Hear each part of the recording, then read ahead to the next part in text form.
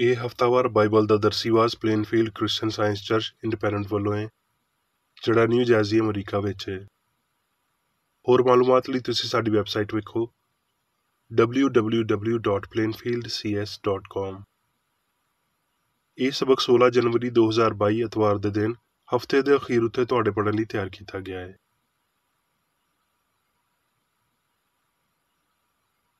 ਮਜ਼ਮੂਨ ਹਯਾਤੀ ਸੁਨਹਿਰੀ ਮਤਨ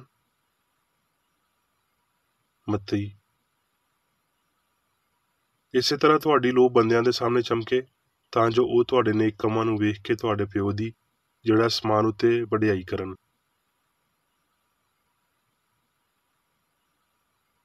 ਜਵਾਬੀ ਪੜ੍ਹਾਈ ਯਕੂਬ ਇਫਸੀਓਂ। ਹਰ ਚੰਗੀ ਬਖਸ਼ਿਸ਼ ਤੇ ਹਰ ਕਾਮਲ ਇਨਾਮ ਉੱਤੋਂ ਹੈ ਤੇ ਨੂਰਾਂ ਦੇ ਪਿਓ ਤੋਂ ਮਿਲਦਾ ਹੈ, ਜਿਹਦੇ ਵਿੱਚ ਨਾ ਕੁਝ ਬਦਲਿਆ ਜਾ ਸਕਦਾ ਹੈ ਤੇ ਨਾ ਗਰਦਸ਼ ਦੇ ਪਾਰੋਂ ਉਹਦੇ ਉੱਤੇ ਪਰਛਾਵਾਂ ਆਉਂਦਾ ਹੈ। ਉਹਨੇ ਆਪਣੀ ਮਰਜ਼ੀ ਨਾਲ ਸਾਨੂੰ ਸੱਚਾਈ ਦੇ ਕਲਾਮ ਦੇ ਰਾਹੀਂ ਪੈਦਾ ਕੀਤਾ, ਤਾਂ ਜੋ ਉਹਦੀ ਮਖਲੂਕ ਵਿੱਚੋਂ ਹਰ ਇੱਕ ਤਰ੍ਹਾਂ ਦੇ ਪਹਿਲੇ ਫਲ ਹੋਈਏ। ਤੇ ਉਹਨੇ ਹੀ ਕਈਆਂ ਨੂੰ ਰਸੂਲ ਤੇ ਕਈਆਂ ਨੂੰ ਨਬੀ ਤੇ ਕਈਆਂ ਨੂੰ ਮੁਬਸ਼ਰ ਤੇ ਕਈਆਂ ਨੂੰ ਚਰਵਾਹਾ ਤੇ ਉਸਤਾਦ ਬਣਾ ਕੇ ਦੇ ਛੱਡਿਆ, ਤਾਂ ਜੋ ਪਾਕ ਲੋਕੀ ਕਾਮਲ ਬਣਨ ਤੇ ਖਿਦਮਤ ਗੁਜ਼ਾਰੀ ਦਾ ਕੰਮ ਕੀਤਾ ਜਾਵੇ ਤੇ ਮਸੀਹ ਦਾ ਬਦਨ ਤਰੱਕੀ ਕਰੇ, ਜਦ ਤੀਕਰ ਅਸੀਂ ਸਾਰੇ ਦੇ ਸਾਰੇ ਰੱਬ ਦੇ ਪੁੱਤਰ ਦੇ ਈਮਾਨ ਤੇ ਉਹਦੀ ਪਛਾਣ ਵਿੱਚ ਇੱਕ ਨਾ ਹੋ ਜਾਈਏ ਤੇ ਕਾਮਲ ਇਨਸਾਨ ਨਾ ਬਣੀਏ, ਯਾਨੀ ਮਸੀਹ ਦੇ ਪੂਰੇ ਕਦ ਦੇ ਅੰਦਾਜ਼ੇ ਤੀਕਰ ਨਾ ਪੜ ਜਾਈਏ, ਤਾਂ ਜੋ ਅਸੀਂ ਅੱਗੇ ਤੋਂ ਬਾਲ ਨਾ ਰਹੀਏ ਤੇ ਬੰਦਿਆਂ ਦੀ ਬਾਜ਼ੀਗਰੀ ਤੇ ਮਕਾਰੀ ਦੇ ਪਾਰੋਂ ਉਹਨਾਂ ਦੇ ਗੁੰਮਰਾਹ ਕਰਨ ਵਾਲੇ ਮਨਸੂਬਿਆਂ ਵੱਲ ਹਰ ਇੱਕ ਤਲੀਮ ਦੇ ਝੋਕੇ ਨਾਲ ਛੱਲਾ ਵਾਂਗਰ ਭੁੜਕਦੇ ਨਾ ਫਿਰੀਏ, ਬਲਕਿ ਮੁਹੱਬਤ ਨਾਲ ਸੱਚਾਈ ਉੱਤੇ ਕਾਇਮ ਰਹਿ ਕੇ ਤੇ ਉਹਦੇ ਨਾਲ ਜਿਹੜਾ ਸਿਰ ਹੈ ਯਾਨੀ ਮਸੀਹ ਦੇ ਨਾਲ ਜੁੜ ਕੇ ਹਰ ਤਰ੍ਹਾਂ ਅੱਗੇ ਵੱਧਦੇ ਜਾਈਏ।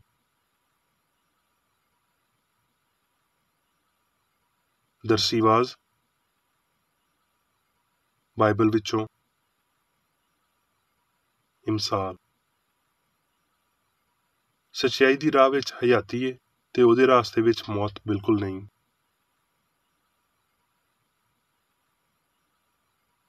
ਜ਼ਬੂਰ। ਰੱਬ ਹੀ ਮੇਰੀ ਮਿਰਾਸ ਤੇ ਮੇਰੇ ਪਿਆਲੇ ਦਾ ਹਿੱਸਾ ਹੈ, ਤੂੰ ਮੇਰੇ ਬਖਰੇ ਦਾ ਹਿਫਾਜ਼ਤ ਕਰਨ ਵਾਲਾ ਹੈ। ਜਰੈਬ ਮੇਰੇ ਲਈ ਪਸੰਦ ਦੀਆਂ ਥਾਵਾਂ ਵਿੱਚ ਪਈ, ਬਲਕਿ ਮੇਰੀ ਮਿਰਾਸ ਚੰਗੀ ਏ। ਤੂੰ ਮੈਨੂੰ ਹਯਾਤੀ ਦੀ ਰਾਹ ਵਿਖਾਵੇਂਗਾ, ਤੇਰੇ ਹਜ਼ੂਰ ਵਿੱਚ ਕਾਮਲ ਸ਼ਾਦਮਾਨੀ ਏ, ਤੇਰੇ ਸੱਜੇ ਹੱਥ ਵਿੱਚ ਹਮੇਸ਼ਾ ਦੀ ਖੁਸ਼ੀ ਏ।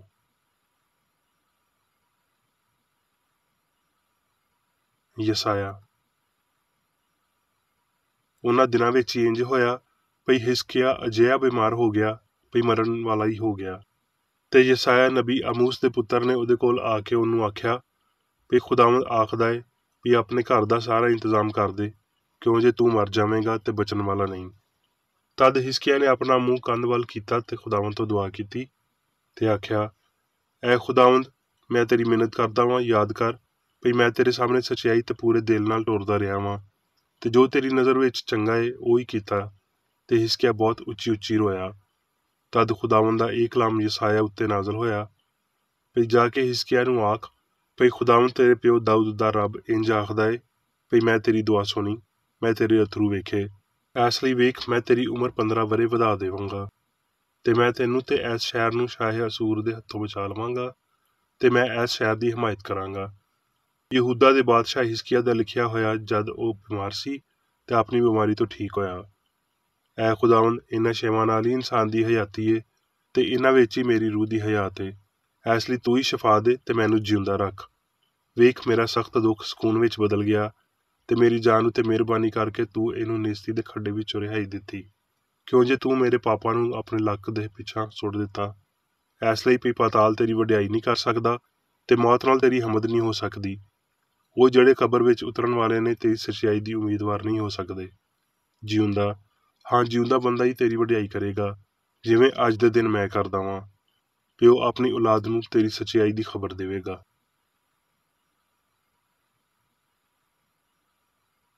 ਅਮਾਲ। ਤੇ ਯਾਫਾ ਵਿੱਚ ਇੱਕ ਚੇਲਨ ਸੀ ਤਬੀਤਾ ਨਾਮ, ਜਿਹਦਾ ਤਰਜਮਾ ਹਰਨੀ ਏ। ਉਹ ਬਹੁਤ ਹੀ ਨੇਕ ਕੰਮ ਤੇ ਖੈਰਾਤ ਕਰਦੀ ਸੀ। ਉਹਨਾਂ ਦਿਨਾਂ ਵਿੱਚ ਹੀ ਇੱਦਾਂ ਹੋਇਆ ਭਈ ਉਹ ਬਿਮਾਰ ਹੋ ਕੇ ਮਰ ਗਈ ਤੇ ਉਹਨੂੰ ਨਵਾ ਕੇ ਬਾਲਾਖਾਨਾ ਵਿੱਚ ਰੱਖ ਦਿੱਤਾ। ਤੇ ਕਿਉਂ ਜੇ ਲੁੱਦਾ ਯਾਫਾ ਦੇ ਕੋਲ ਹੀ ਸੀ, शागिर्दां ने ਇਹ ਸੁਣ ਕੇ ਵੀ ਪਤਰਸ ਉੱਥੇ ਹੀ ਏ, 2 ਬੰਦੇ ਘੱਲੇ ਤੇ ਉਹਦੇ ਅੱਗੇ ਮਿੰਨਤ ਕੀਤੀ ਵੀ ਸਾਡੇ ਕੋਲ ਆਉਣ ਵਿੱਚ ਦੇਰ ਨਾ ਕਰੇ। ਪਤਰਸ ਉੱਠ ਕੇ ਉਹਨਾਂ ਦੇ ਨਾਲ ਟੁਰ ਪਿਆ। ਜਦੋਂ ਅਪੜਿਆ ਤੇ ਉਹਨੂੰ ਬਾਲਾਖਾਨਾ ਵਿੱਚ ਲੈ ਗਏ ਤੇ ਸਾਰੀਆਂ ਬੇਵਾ ਰੋਂਦੀਆਂ ਹੋਈਆਂ ਉਹਦੇ ਕੋਲ ਖੜੀਆਂ ਤੇ ਜਿਹੜੇ ਕੁਰਤੇ ਤੇ ਕੱਪੜੇ ਹਰਣੀ ਨੇ ਉਹਨਾਂ ਦੇ ਨਾਲ ਰਹਿ ਕੇ ਬਣਾਏ ਸੀ ਵਿਖਾਉਣ ਲੱਗੀਆਂ। ਪਤਰਸ ਨੇ ਸਾਰਿਆਂ ਨੂੰ ਬਾਹਰ ਕਰ ਦਿੱਤਾ ਤੇ ਗੋਡੇ ਟੇਕ ਕੇ ਦੁਆ ਕੀਤੀ। ਫਿਰ ਲਾਸ਼ ਵੱਲ ਮੁਤਵੱਜੋ ਹੋ ਕੇ ਆਖਿਆ, ਐ ਤਬੀਤਾ, ਉੱਠ। ਤੇ ਉਹਨੇ ਅੱਖਾਂ ਖੋਲ ਦਿੱਤੀਆਂ ਤੇ ਪਤਰਸ ਨੂੰ ਵੇਖਿਆ ਤੇ ਉੱਠ ਬੈਠੀ। ਉਹਨੇ ਹੱਥ ਫੜ ਕੇ ਉਹਨੂੰ ਉਠਾਇਆ ਤੇ ਮੁਕੱਦਸਾਂ ਤੇ ਬੇਵਾਵਾਂ ਨੂੰ ਬੁਲਾ ਕੇ ਉਹਨੂੰ ਜ਼ਿੰਦਾ ਉਹਨਾਂ ਦੇ ਸਪੁਰਦ ਕੀਤਾ। ਇਹ ਗੱਲ ਸਾਰੇ ਯਾਫਾ ਵਿੱਚ ਮਸ਼ਹੂਰ ਹੋ ਗਈ ਤੇ ਬਥੇਰੇ ਉਹਦੇ ਉੱਤੇ ਈਮਾਨ ਲਿਆਏ।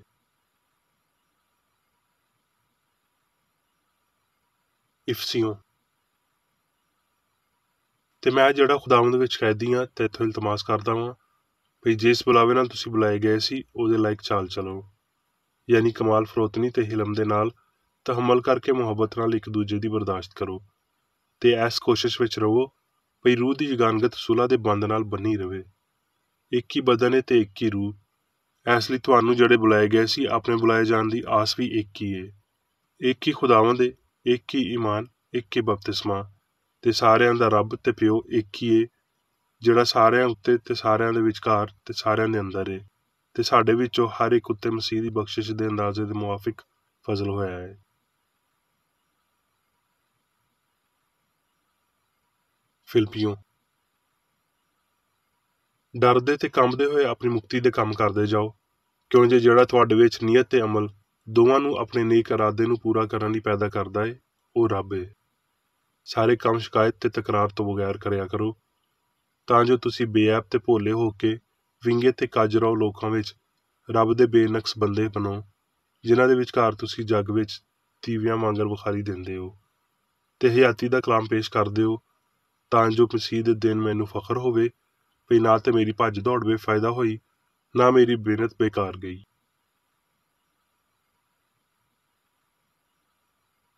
ਤਮੈਥੀਅਸ। ਕਿਉਂ ਜੇ ਰੱਬ ਨੇ ਸਾਨੂੰ ਦਹਿਸ਼ਤ ਦੀ ਰੂਹ ਨਹੀਂ ਬਲਕਿ ਕੁਦਰਤ ਤੇ ਤਰਬੀਅਤ ਦੀ ਰੂਹ ਦਿੱਤੀ ਏ। ਇਸ ਲਈ ਸਾਡੇ ਖੁਦਾਵੰਦ ਦੀ ਗਵਾਹੀ ਦੇਣ ਤੋਂ ਤੇ ਮੈਥੋਂ ਜਿਹੜਾ ਉਹਦਾ ਕੈਦੀ ਵਾਂ ਸ਼ਰਮ ਨਾ ਕਰ, ਬਲਕਿ ਖੁਦਾਵੰਦ ਦੀ ਕੁਦਰਤ ਦੇ ਮੁਤਾਬਕ ਖੁਸ਼ਖਬਰੀ ਦੀ ਖਾਤਰ ਮੇਰੇ ਨਾਲ ਦੁੱਖ ਸਹਿ, ਜਿਨੇ ਸਾਨੂੰ ਮੁਕਤੀ ਦਿੱਤੀ ਤੇ ਪਾਕ ਬੁਲਾਵੇ ਨਾਲ ਬੁਲਾਇਆ, ਸਾਡੇ ਕੰਮਾਂ ਦੇ ਪਾਰੋਂ ਨਹੀਂ ਬਲਕਿ ਆਪਣੇ ਖਾਸ ਇਰਾਦੇ ਤੇ ਉਸ ਫਜ਼ਲ ਦੇ ਪਾਰੋਂ ਜਿਹੜਾ ਮਸੀਹ ਯਸੂ ਵਿੱਚ ਸਾਡੇ ਉੱਤੇ ਅਜ਼ਲ ਤੋਂ ਹੋਇਆ, ਪਰ ਹੁਣ ਸਾਡੇ ਮੁਕਤੀ ਦੇਣ ਵਾਲੇ ਮਸੀਹ ਯਸੂ ਦੇ ਜ਼ਹੂਰ ਤੋਂ ਜ਼ਾਹਿਰ ਹੋਇਆ, ਜਿਨੇ ਮੌਤ ਨੂੰ ਨੇਸਤ ਤੇ ਹਯਾਤੀ ਤੇ ਬਕਾਰ ਨੂੰ ਉਸ ਖੁਸ਼ਖਬਰੀ ਦੇ ਰਾਹੀਂ ਰੋਸ਼ਨ ਕਰ ਦਿੱਤਾ।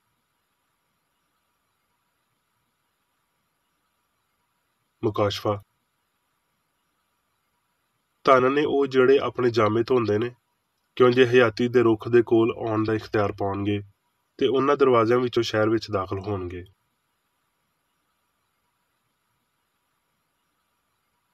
ਰੋਮੀਓ। ਤੇ ਸਾਨੂੰ ਪਤਾ ਹੈ ਵੀ ਸਾਰੀਆਂ ਸ਼ੈਵਾਂ ਰਲ ਕੇ ਰੱਬ ਨਾਲ ਪਿਆਰ ਕਰਨ ਵਾਲਿਆਂ ਲਈ ਭਲਾਈ ਪੈਦਾ ਕਰਦੀਆਂ ਨੇ, ਯਾਨੀ ਉਹਨਾਂ ਲਈ ਜਿਹੜੇ ਰੱਬ ਦੇ ਇਰਾਦੇ ਦੇ ਮੁਤਾਬਕ ਬੁਲਾਏ ਗਏ ਨੇ।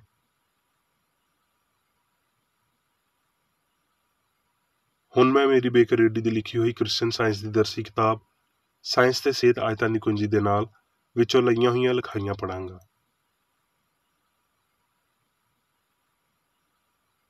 ਸਾਇੰਸ ਤੇ ਸਿਹਤ।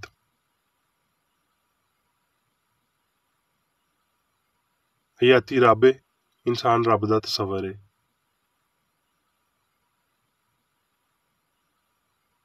ਸਾਇੰਸ ਵਿੱਚ ਇਨਸਾਨ ਰੂਹ ਦੀ ਔਲਾਦ ਏ, ਉਹਦਾ ਨਸਬ ਸੋਨਾ, ਚੰਗਿਆਈ ਤੇ ਪਾਕੀਜ਼ਗੀ ਬਣਾਉਂਦੀ ਏ।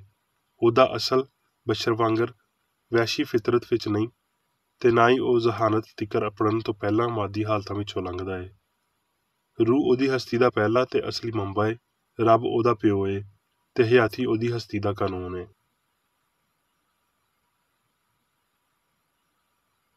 ਸਾਇੰਸੀ ਇਤਿਹਾਦ ਜਿਹੜਾ ਰੱਬ ਤੇ ਇਨਸਾਨ ਦੇ ਵਿਚਕਾਰ ਮੌਜੂਦ ਏ, ਉਹਨੂੰ ਅਮਲੀ ਹਯਾਤੀ ਵਿੱਚ ਕਸ਼ੀਦਾ ਕਰਨਾ ਚਾਹੀਦਾ ਹੈ ਤੇ ਰੱਬ ਦੀ ਮਰਜ਼ੀ ਆਲਮਗੀਰ ਤੌਰ ਤੇ ਪੂਰੀ ਕੀਤੀ ਜਾਣੀ ਚਾਹੀਦੀ ਹੈ।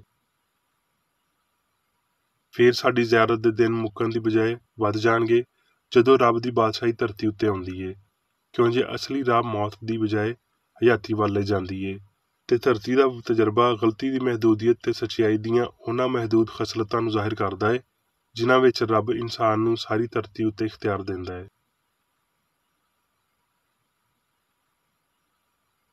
ਮਵਾਦ, ਹਯਾਤੀ, ਜ਼ਹਾਨਤ, ਸੱਚਾਈ ਤੇ ਪਿਆਰ ਜਿਹੜੇ ਰੱਬ ਨੂੰ ਬਣਾਉਂਦੇ ਨੇ, ਉਹਦੀ ਬਣਾਈਆਂ ਹੋਈਆਂ ਸ਼ੈਵਾਂ ਤੋਂ ਮੁਨਕਸ ਹੁੰਦੇ ਨੇ। ਤੇ ਜਦੋਂ ਅਸੀਂ ਬਦਨੀ ਹਿੱਸਾਂ ਦੀ ਝੂਠੀ ਗਵਾਹੀ ਨੂੰ ਸਾਇੰਸੀ ਹਕੀਕਤਾਂ ਦੇ ਹੇਠਾਂ ਕਰਦੇ ਹਾਂ, ਤੇ ਅਸੀਂ ਅਸਲੀ ਮੁਸ਼ਾਬਤ ਤੇ ਪਰਛਾਵੇਂ ਨੂੰ ਹਰ ਪਾਸੇ ਵੇਖਦੇ ਹਾਂ। ਰੱਬ ਸਾਰੀਆਂ ਸ਼ੈਵਾਂ ਨੂੰ ਆਪਣੀ ਛਵੀ ਉੱਤੇ ਬਣਾਉਂਦਾ ਹੈ। ਹਯਾਤੀ ਵਜੂਦੀਅਤ ਨਾਲ, ਸੱਚਾਈ ਰਾਸਤੀ ਨਾਲ, ਰੱਬ ਨੇਕੀ ਨਾਲ ਮੁਨਕਸ ਹੁੰਦਾ ਹੈ, ਜਿਹੜੇ ਆਪਣੀ ਸਲਾਮਤੀ ਤੇ ਇਸਤਕਲਾਲ ਨੂੰ ਅਨਾਇਤ ਕਰਦੇ ਨੇ।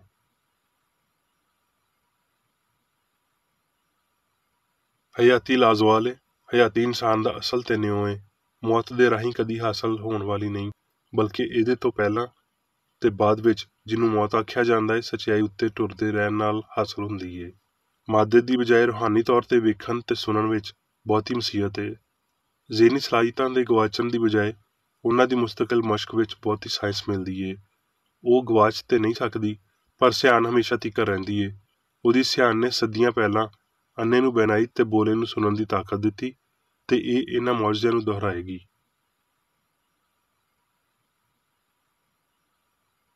ਬਿਮਾਰੀ ਨਾਲ ਪੀਲਾ ਹੋਇਆ ਬੰਦਾ, ਜਿਹਨੂੰ ਤੁਸੀਂ ਲਹੂ ਨੂੰ ਖਰਚ ਕਰਕੇ ਜ਼ਾਇਆ ਕਰਨ ਵਾਲਾ ਸਮਝਦੇ ਹੋਵੋ, ਉਹਨੂੰ ਦੱਸ ਦੇਣਾ ਚਾਹੀਦਾ ਹੈ ਵੀ ਲਹੂ ਕਦੀ ਹਯਾਤੀ ਨਹੀਂ ਦਿੰਦਾ ਤੇ ਨਾ ਇਹਨੂੰ ਲੈ ਸਕਦਾ ਹੈ।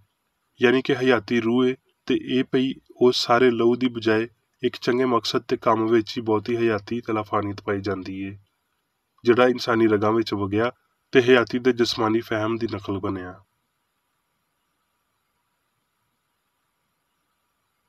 ਖਿਆਲ ਦੀ ਗਲਤੀ ਕੰਮ ਦੀ ਗਲਤੀ ਤੋਂ ਮੁਨਕਸ ਹੁੰਦੀ ਹੈ। ਵਜੂਦੀਅਤ ਦੀ ਲਗਾਤਾਰ ਫਿਕਰਮੰਦੀ, ਮਾਦੀ ਤੇ ਜਿਸਮਾਨੀ ਦੇ ਤੌਰ ਤੇ, ਸ਼ੁਰੂ ਹੋਣ ਵਾਲੀ ਤੇ ਮੁੱਕਣ ਵਾਲੀ ਦੇ ਤੌਰ ਤੇ, ਪਦਾਇਸ਼, ਫਨਾਪਜ਼ੀਰੀ ਤੇ ਖਾਤਮੇ ਨੂੰ ਆਪਣੇ ਜ਼ਰੂਰੀ ਮਰਹਲਿਆਂ ਦੇ ਤੌਰ ਤੇ ਰੱਖਣ ਵਾਲੀ, ਅਸਲੀ ਤੇ ਰੂਹਾਨੀ ਹਯਾਤੀ ਨੂੰ ਲੁਕੋ ਦਿੰਦੀ ਹੈ ਤੇ ਸਾਡੇ ਮਿਆਰ ਨੂੰ ਮਿੱਟੀ ਵਿੱਚ ਮਿਲਾਉਣ ਦੀ ਵਜ੍ਹਾ ਬਣਦੀ ਹੈ। ਜੇ ਹਯਾਤੀ ਦਾ ਕੋਈ ਕਿਹੋ ਜਿਹਾ ਵੀ ਸ਼ੁਰੂ ਦਾ ਨੁਕਤਾ ਹੈ, ਤੇ ਵੱਡਾ ਮਿਆਂ ਇੱਕ ਫਰਜ਼ੀ ਦਾਸਤਾਨ ਹੈ। ਜੇ ਹਯਾਤੀ ਰੱਬ ਹੈ, ਜਿਵੇਂ ਪਈ ਪਾਕ ਕਲਾਮ ਇਸ਼ਾਰਾ ਕਰਦਾ ਹੈ, ਤੇ ਹਯਾਤੀ ਜੀਨਿਆਤੀ ਨਹੀਂ ਹੈ, ਇਹ ਲਾਮਹਦੂਦ ਹੈ। ਇੱਕ ਆਂਡਾ ਰੱਬ ਲਈ ਇੱਕ ਨਾਮੁਮਕਿਨ ਘੇਰਾ ਹੈ।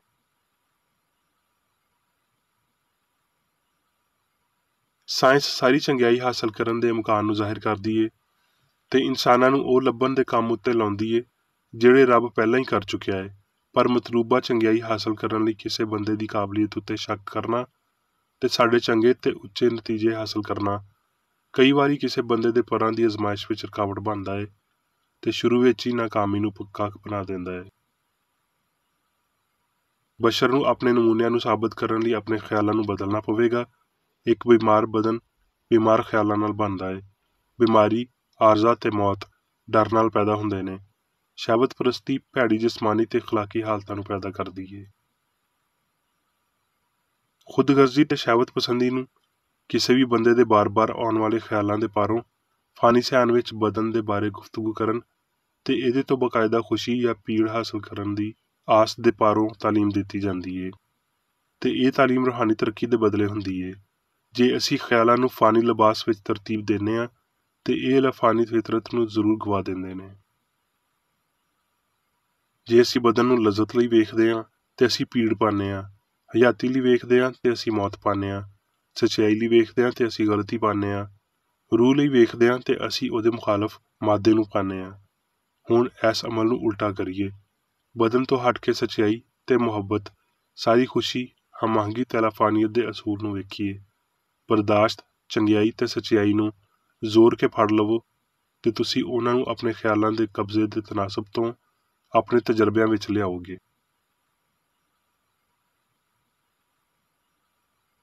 ਜ਼ਾਹਿਰ ਕੀਤੀ ਹੋਈ ਸੱਚਾਈ ਹਮੇਸ਼ਾ ਦੀ ਹਯਾਤੀ ਹੈ। ਬਸ਼ਰ ਜਦੋਂ ਤੀਕਰ ਇਹ ਨਹੀਂ ਸਿੱਖਦਾ ਭਈ ਰੱਬ ਹੀ ਵਾਹਦ ਹਯਾਤੀ ਹੈ, ਉਹ ਗਲਤੀ ਦੇ ਆਰਜੀ ਮਲਬੇ, ਪਾਪ, ਬਿਮਾਰੀ ਤੇ ਮੌਤ ਦੇ ਅਕੀਦੇ ਵਿੱਚੋਂ ਕਦੀ ਬਾਹਰ ਨਹੀਂ ਆ ਸਕਦਾ। ਬਦਨ ਵਿੱਚ ਹਯਾਤੀ ਤੇ ਅਹਿਸਾਸ ਇਸ ਸਮਝ ਨਾਲ ਫਤਹ ਕੀਤੇ ਜਾਣੇ ਚਾਹੀਦੇ ਨੇ ਜਿਹੜੀ ਇਨਸਾਨ ਨੂੰ ਰੱਬ ਦੀ ਸ਼ਬੀਹ ਬਣਾਉਂਦੀ ਹੈ।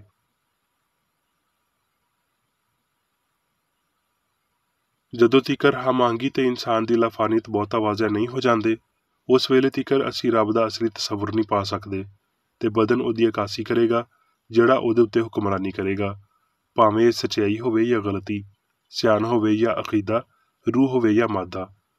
ਇਸ ਲਈ ਉਹਦੇ ਨਾਲ ਮਿਲਿਆ ਰਹਿ ਤੇ ਸਲਾਮਤ ਰਵੇਂਗਾ। ਚਲਾਕ, ਸਾਦਾ ਤੇ ਚੁਸਤ ਰਵੋ। ਜਿਹੜੀ ਰਾਹ ਐਸ ਫਹਿਮ ਵੱਲ ਲੈ ਜਾਂਦੀ ਏ ਭਈ ਕੱਲਾ ਰੱਬ ਹੀ ਹਯਾਤੀ ਏ, ਉਹ ਰਾਹ ਸਿੱਧੀ ਤੇ ਸੌੜੀ ਏ।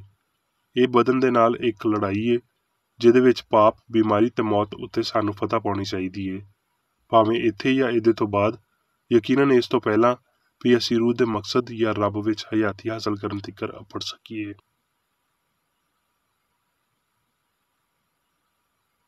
ਆਓ ਸਾਇੰਸ ਨੂੰ ਕਬੂਲ ਕਰੀਏ, ਅਕਲੀ ਗਵਾਹੀ ਉੱਤੇ ਮੁਸ਼ਤਮਿਲ ਸਾਰੇ ਨਜ਼ਰੀਆਂ ਨੂੰ ਤਰਕ ਕਰੀਏ, ਨਾਕਸ ਨਮੂਨਿਆਂ ਤੇ ਪੁਰਫਰੇਬ ਕਿਆਸਰਾਈਆਂ ਤੋਂ ਦਸਤਬਰਦਾਰ ਹੋਈਏ, ਤੇ ਆਓ ਅਸੀਂ ਇੱਕ ਰੱਬ, ਇੱਕ ਸਿਆਣ ਤੇ ਉਸ ਇਕੱਲੇ ਕਾਮਲ ਨੂੰ ਰੱਖੀਏ ਜਿਹੜਾ ਫਜ਼ੀਲਤ ਦੇ ਆਪਣੇ ਨਮੂਨਿਆਂ ਨੂੰ ਪੈਦਾ ਕਰ ਰਿਹਾ ਹੈ। ਰੱਬ ਦੀ ਤਖਲੀਕ ਦੇ ਆਦਮ ਤੇ ਔਰਤ ਨੂੰ ਸਾਹਮਣੇ ਆਉਣ ਦਿਓ। ਸਾਡੇ ਲਈ ਹਯਾਤੀ ਵਿੱਚ ਜਿੱਦਤ ਆਉਂਦੀ ਮਹਿਸੂਸ ਕਰਦਿਆਂ ਹੋਏ ਤੇ ਕਿਸੇ ਫਾਨੀ ਜਾਂ ਮਾਦੀ ਤਾਕਤ ਨੂੰ ਬਰਬਾਦੀ ਲਿਆਉਣ ਦੇ ਕਾਬਲ ਨਾ ਸਮਝਦਿਆਂ ਹੋਏ, ਆਓ ਰੂਹ ਦੀ ਤਾਕਤ ਨੂੰ ਮਹਿਸੂਸ ਕਰੀਏ ਤੇ ਆਓ ਅਸੀਂ ਖੁਸ਼ ਹੋਈਏ ਭਈ ਅਸੀਂ ਹੋਣ ਵਾਲੀਆਂ ਕੂਵਤਾਂ ਦੇ ਹੇਠਾਂ ਵਾਂ। ਹਸਤੀ ਦੀ ਅਸਲੀ ਸਾਇੰਸ ਇੰਜ ਦੀ ਏ, ਹਯਾਤੀ ਜਾਂ ਰੱਬ ਦੇ ਬਾਰੇ ਕੋਈ ਹੋਰ ਨਜ਼ਰੀਆ ਫਰੇਬ ਦੇਣ ਵਾਲਾ ਤੇ ਦੇਵਮਾਲਾਈ ਏ।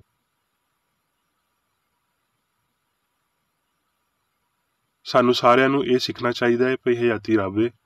ਆਪਣੇ ਆਪਣਾ ਸਵਾਲ ਕਰੋ, ਕੀ ਮੈਂ ਅਜਿਹੀ ਹਯਾਤੀ ਜੀ ਰਿਹਾ ਵਾਂ ਜਿਹੜੀ ਆਲਾ ਚੰਗਿਆਈ ਤੀਕਰ ਰਸਾਈ ਰੱਖਦੀ ਏ? ਕੀ ਮੈਂ ਸੱਚਾਈ ਤੇ ਮੁਹੱਬਤ ਦੀ ਸ਼ਫਾਈਆ ਕੂਵਤ ਦਾ ਇਜ਼ਹਾਰ ਕਰ ਰਿਹਾ ਵਾਂ? ਜੇ ਹਾਂ, ਤੇ ਦੁਪਹਿਰ ਤੀਕਰ ਰਸਤਾ ਰੌਸ਼ਨ ਹੁੰਦਾ ਜਾਵੇਗਾ। ਤੁਹਾਡੇ ਫਲ ਉਹ ਸਭ ਕੁਝ ਸਾਬਤ ਕਰਨ ਜੋ ਰੱਬ ਦਾ ਇਦਰਾਕ ਇਨਸਾਨ ਲਈ ਮੁਹੱਈਆ ਕਰਦਾ ਏ। ਇਸ ਖਿਆਲ ਨੂੰ ਹਮੇਸ਼ਾ ਲਈ ਅਪਣਾ ਲਓ ਭਈ ਇਹ ਰੂਹਾਨੀ ਖਿਆਲ ਪਾਕ ਰੂਹ ਤੇ ਮਸੀਹ ਏ ਜਿਹੜਾ ਤੁਹਾਨੂੰ ਸਾਇੰਸੀ ਯਕੀਨ ਦੇ ਨਾਲ ਉਸ ਸ਼ਫਾ ਦੇ ਕਾਨੂੰਨ ਦਾ ਇਜ਼ਹਾਰ ਕਰਨ ਦੇ ਕਾਬਲ ਬਣਾਉਂਦਾ ਏ, ਜਿਹੜਾ ਪੂਰੀ ਅਸਲੀ ਹਸਤੀ ਨੂੰ ਬੁਨਿਆਦੀ ਤੌਰ ਤੇ ਲੋੜ ਤੋਂ ਬਹੁਤਾ ਤੇ ਘੇਰੇ ਵਿੱਚ ਲਿਆਉਂਦੇ ਹੋਏ ਇਲਾਹੀ ਅਸੂਲ ਮੁਹੱਬਤ ਉੱਤੇ ਨਿਉ ਰੱਖਦਾ ਏ।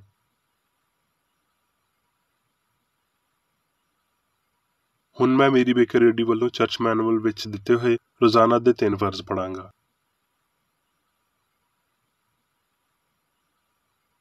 ਰੋਜ਼ਾਨਾ ਦੀ ਦੁਆ। ਇਸ ਚਰਚ ਦੇ ਹਰ ਰੁਕਨ ਦਾ ਇਹ ਫਰਜ਼ ਹੈ ਭਈ ਉਹ ਹਰ ਰੋਜ਼ ਇਹ ਦੁਆ ਕਰੇ, ਤੇਰੀ ਬਾਦਸ਼ਾਹੀ ਆਵੇ, ਇਲਾਹੀ ਸੱਚਾਈ, ਹਯਾਤੀ ਤੇ ਪਿਆਰ ਦੀ ਸਲਤਨਤ ਮੇਰੇ ਅੰਦਰ ਕਾਇਮ ਹੋਵੇ ਤੇ ਸਾਰੇ ਪਾਪ ਮੈਥੋਂ ਨਿਕਲ ਜਾਣ, ਤੇ ਤੇਰਾ ਕਲਾਮ ਸਾਰੇ ਇਨਸਾਨਾਂ ਦੇ ਪਿਆਰ ਨੂੰ ਵਧਾਵੇ ਤੇ ਉਹਨਾਂ ਉੱਤੇ ਹਕੂਮਤ ਕਰੇ।